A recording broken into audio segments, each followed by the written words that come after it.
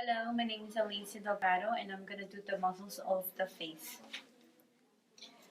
Here we have the orbicularis oculi, the orbicularis oris around the lips.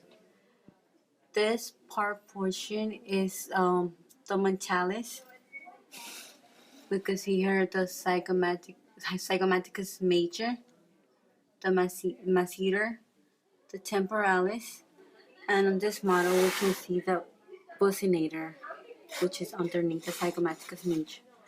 And on this model, you can see the frontalis. So I'll go over again.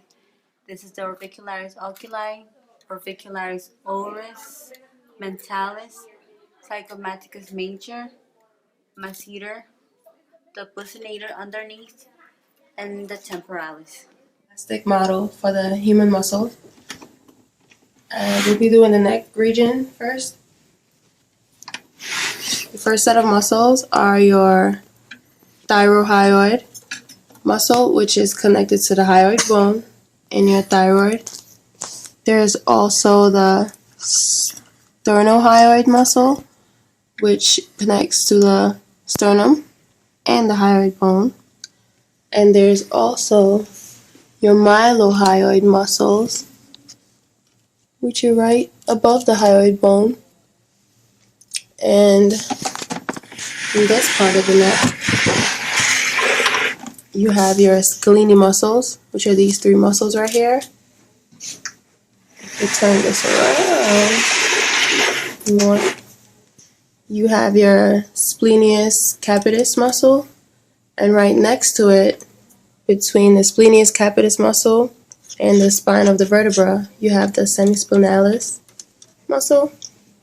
And also on the neck, you have the upper portion of the trapezius. The trapezius goes all the way down here. But for the neck, we'll only focus on the upper portion. And moving down,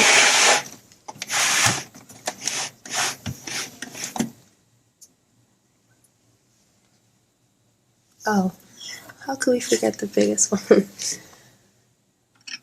Last but not least, of the neck is the sternocleidomastoid. And the sternocleidomastoid connects at 3 different points, hence its given name. Connects to the sternum, the clavicle, and the mastoid process, which is why it's called sternocleidomastoid. And moving down to the thorax and abdominal section.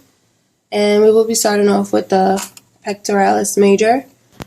The pectoralis major is superficial, while the pectoralis minor lies underneath it. If you were to peel the pectoralis major off, you see the pectoralis minor. You also have your internal intercostals. Intercostals means between your ribs. So there's the internal intercostals and the external intercostals, and you could differentiate them by the striations. And obviously internal is closer to the sternum. And you also have, make this clearer. You also have the serratus anterior, which looks like it connects to the ribs, but on the lower portion, so you don't get it confused with the pectoralis minor. Serratus anterior is lower. And of the abdominal section, you also have your rectus abdominis, which is basically what you see when someone has a six-pack, and your obliques, and these would be your external obliques because the striations are going downwards towards your toes. So these would be the external obliques, and these would be your internal obliques because the internal obliques, so striations are facing upwards, going towards your head. That's how you differentiate them. And if you remove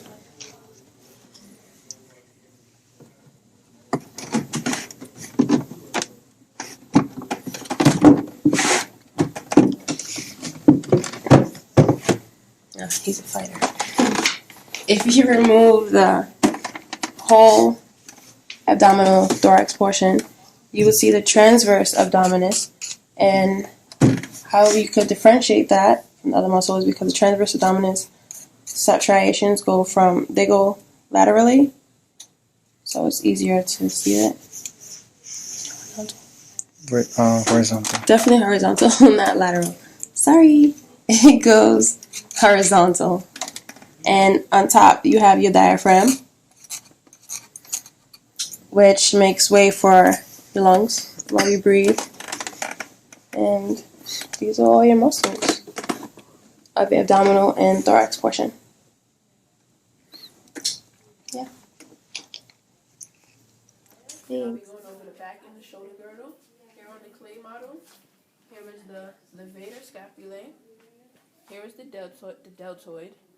Here's the supraspinatus, infraspinatus. Here's the rhomboideus minor, rhomboideus major. Here is the trapezius. Here is the latissimus dorsa. Here is the teres minor. Here is the teres major. And on this side, and here is the serratus anterior. Here on this model, here is the levator scapulae. Here is the deltoid. Here's the supraspinatus. Here's the infraspinatus. Here's the rhomboideus minor, the rhomboideus major. Here is the trapezius. Here is the latissimus dorsa. Here is the teres minor, teres major. And here is the serratus anterior. Hi, my name is Stephanie, and I'm going to be showing you the top part of the leg. So this is the iliacus. This is the psoas major. Iliacus and psoas major combine to make the muscle iliopsis. Next to the iliopsis, between the blood vessel, is pectineus. Next to pectineus, we have adductor longus. Next to adductor longus, we have gracilis. And after gracilis, which is the posterior side, we have adductor magnus. Back to the anterior view, we have the sartorius, which is the longest muscle here. And then here we have tensor fasciae latae, which is the lateral side of the leg. And over here we have the quadriceps. This one is rectus femoris. This side is vastus medialis, because it's on the medial side of the leg. Here we have vastus lateralis, because it's on the lateral side of the leg. And inside of the rectus femoris, we have the vastus intermedius.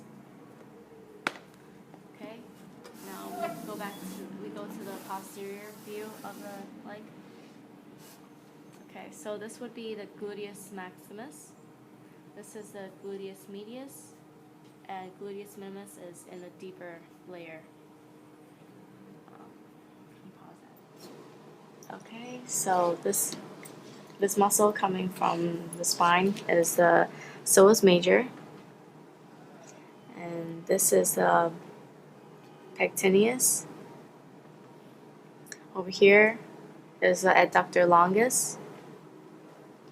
Here is the gracilis,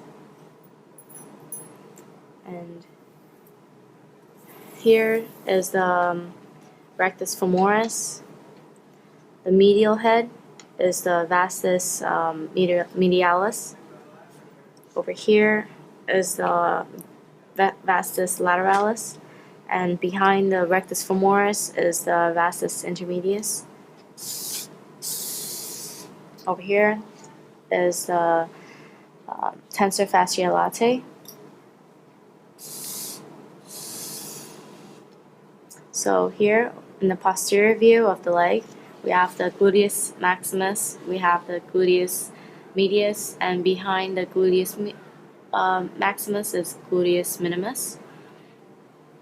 On the back of the thigh, we have, on the lateral view, we have biceps femoris. On the medial side, we have semitendinosus. Behind semitendinosus, we have semimembranosus.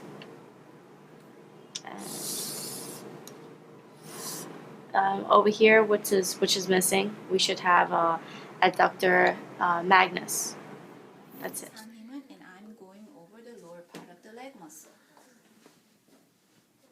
Gastrocnemius, calcaneal tendon, soleus muscle, flexor digitorum longus, tibialis anterior, extensor digitorum longus,